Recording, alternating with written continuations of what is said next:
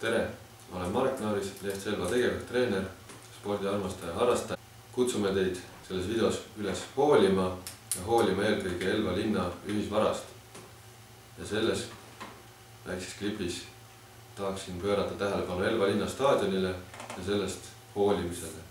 Eelmisel talvel ületas väljakut kõnnitee, mis hiljem tõi tõsiseid tagajärgi, sest väljaku peal oli muldtee, selgesti nähtav kõnnirada ja mis Elva linna esindusstaadionil ei ole mitte kuidagi aktsepteeritav ja sobilik. Ja sellel aastal on tekkinud sama tendents. Pahaaimamatult need inimesed kasutavad Elva linna staadionit oma kodutee lühendamiseks, aga sellega mitte arvestades, millised on tagajärjed.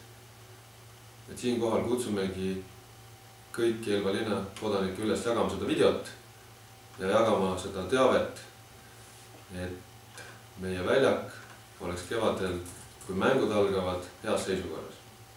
Täname teid ja ootame teid 12. aprill esimesel kodumängule Elva linna staadionil. Aitäh!